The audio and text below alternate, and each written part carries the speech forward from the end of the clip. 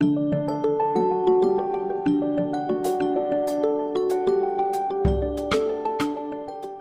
my name is Szabo with the Endocrinology and Metabolism Institute. I'm an exercise physiologist here to talk about exercise and diabetes with you today. Before beginning an exercise program, it's important to get clearance from a physician to make sure that we're exercising safely. Exercise is a crucial component of diabetes management. Exercise can help you improve your blood sugar levels, boost your overall fitness, manage your weight, reduce your risk of heart disease and stroke, and improve your well-being. But diabetes and exercise pose unique challenges, and there are some special considerations to be aware of. The first most important thing is hypoglycemia. This is an event that we don't want to occur, and it's something that we can control for while exercising. If we know that we are hypoglycemic and that we have this occurs a lot while exercising, we want to make sure that we have a hypoglycemic snack on hand, a quick-acting carbohydrate, or we also want to make sure that there's something there in case an event were to occur. It's also important to make sure that we have proper footwear while exercising. It's also important to make sure that we are following the guidelines while exercising. Guidelines include having 150 to 300 minutes of exercise per week, and I know this can be hard depending on if you're sedentary or you live an active lifestyle. So we determine our exercise prescription and our goals based on that. If we're only sedentary, we can get 10 to 30 minutes of exercise and progress from there. Otherwise, we want to make sure that we get those active minutes to help control our diabetes. When beginning your exercise program, it's important to remember the FITT principle. FITT stands for frequency, intensity, type, and time. When you're beginning your program, the first one is frequency. We want to make sure that we're exercising 3 to 5 times per week for 150 to 350 minutes. When we begin exercising, it's not always possible to hit that 150 mark, so we start with incremental goals to reach what we possibly can hit in a week. The next one is intensity. Intensity differs per person, and it's important again to remember that type of exercise that you're comfortable doing. There's all sorts of different types. I'm sure you've seen multiple people running on treadmills, walking. We're going to do whatever feels comfortable for us. So the T then stands for type.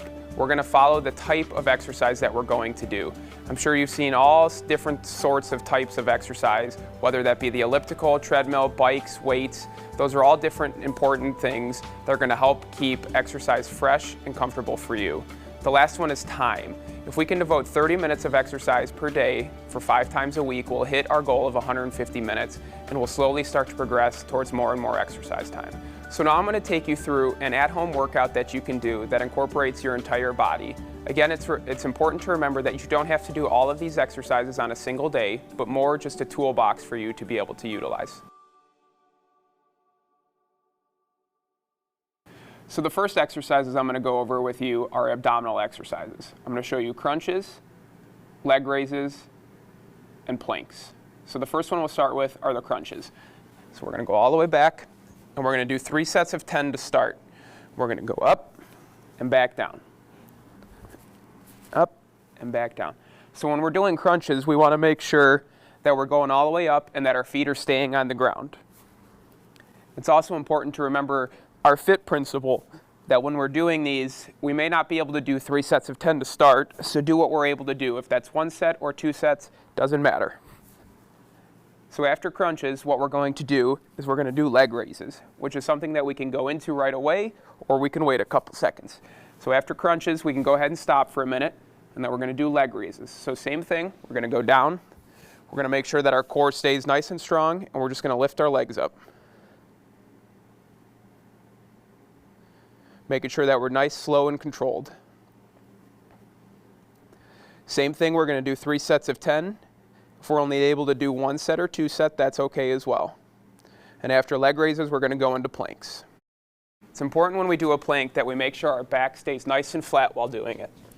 So for planks, we want to try to do 30 seconds, but again, this is something we can build up to. So whether we start with 5, 10, 15, 20 seconds, any increment up to 30 is good, and we can progress from there. So we'll do 3 sets of these as well. We'll do 3 sets for 30 seconds, progressing when able. Another way of doing the plank is the modified plank. So when doing the planks, before our legs are straight out, but we can modify this as well by putting our knees down and doing it this way.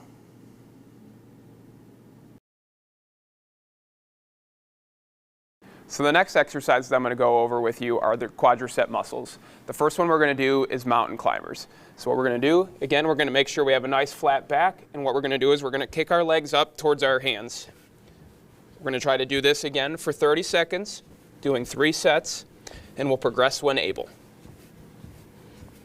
The next exercise I'm going to show is a lunge. So when we're doing a lunge, we want to make sure that we kick one leg back, we keep this knee behind our toes, and we go back up. So we're going to do 3 sets of 10 of these as well on one leg, and then we'll switch to the other leg as well. We also want to make sure that our chest is nice and tall and we're keeping good posture when doing it. Also a couple on the other leg. Making sure that our knee is behind our toes while doing it. The last exercise I'm going to show is the step up. So if you have a chair, or you can use your staircase or a platform at home to do the step ups. So same thing, we're going to focus on 3 sets of 10, where we're stepping up nice and easy, nice, slow and controlled. We're going to do one leg at a time. So we'll start with the right leg and then we'll switch to the left. It's important when we're doing step ups as well to make sure that our knee stays behind our toes on the step up. You can also change the depth of your step up, whether you do an extra staircase or if you do less staircases.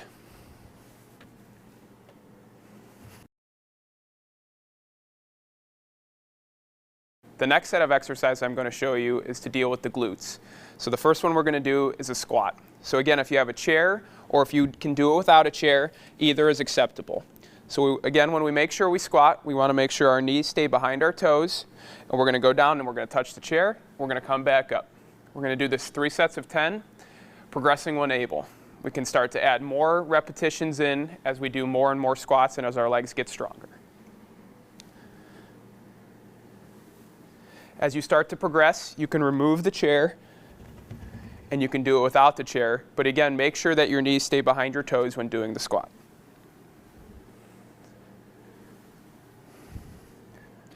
The next one I'm going to show you is glute bridges. So glute bridges, we're laying on the ground, and what we're going to do is our feet are going to be parallel. We're going to push our butt up into the air. We're going to make sure we do 3 sets of 10 of these again, and as we progress, we could start to do glute bridges with holds. We'll go up to the top, and we'll hold for a count of 5, and we'll go back down. For these, we want to make sure that our core is nice and engaged, and we're really flexing that core out while doing the glute bridges. The last exercise I'm going to show you for the glutes is the donkey kick.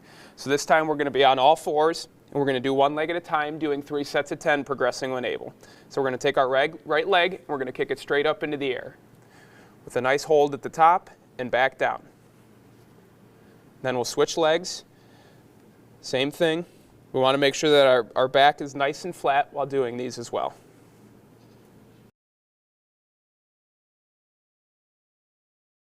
The next exercise I'm going to show are going to have to deal with your tricep. So the first one we're going to do is a tricep dip. So if you have a chair, you can use a staircase or a coffee table. We're going to position that behind us, and what we're going to do is we're going to put our arms both on the chair. We're going to walk ourselves out a little bit, and then what we're going to do is we're going to dip down, making sure that our arms stay at a 90-degree angle. We're going to do this 3 sets of 10, progressing when able. Walk ourselves back, and then up. The last exercise I'm going to show for triceps is the close grip push-up.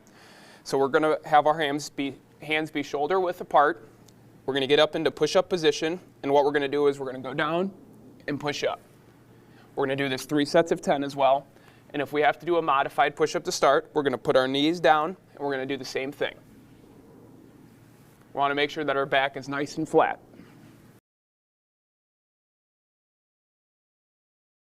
The next exercises I'm going to show are for your back.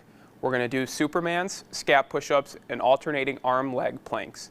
So the first one I'll start with is the alternating arm-leg planks. So what we're going to do is we're going to get into a plank formation. And what we're going to do is we're going to do these for 3 sets of 10. So we're going to take one arm and one leg and pull them out. We're going to alternate each time.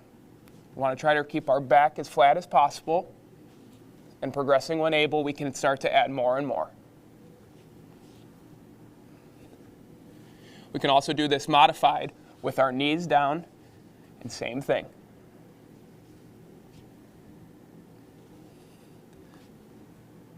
The next one I'm going to show you is a scapular push-up.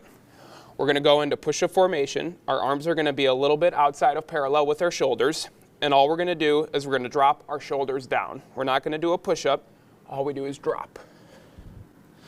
You should feel your scaps and your back pinched together. We're gonna do these 3 sets of 10, progressing when able and adding more. The last one I'm going to show is the Superman. On this one, we're gonna be prone on our belly, arms out in front and legs behind, and what we're gonna do is we're gonna lift up, we're gonna hold for 2 seconds, back down. We're gonna do 3 sets of 10 of these as well.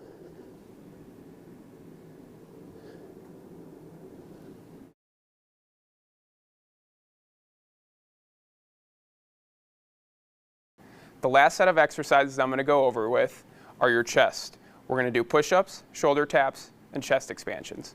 This first one is gonna be push-ups. Our hands are gonna be outside of our shoulders. Our back's gonna be nice and flat. We're gonna go down, our chest is gonna touch the ground, and we're gonna come back up. We're gonna do 3 sets of 10 of these, progressing when able. We can also do these modified with our knees on the ground, and same thing. Chest touches the ground, come back up. Between those exercises, we'll take about a 30-second pause. We're gonna come back up, and we're gonna go right into shoulder taps. So our hands are parallel with our shoulders. We're gonna come up and tap. Switching in between hands, touching our shoulders in between. 3 sets of 10, nice, slow, and controlled. The last exercise I'm going to show is chest expansion. When doing the chest expansion, we're gonna have our arms out in front, and we're gonna go out to the side and back in. We're gonna do 3 sets of 10. You can add weight if you have weight available, and we're gonna progress from 3 sets of 10 when possible. Another good way of adding resistance is tensing up your arms and doing them nice, slow, and controlled. After our 3 sets of 10, this will conclude our workout, but we wanna go into a nice, easy cool down.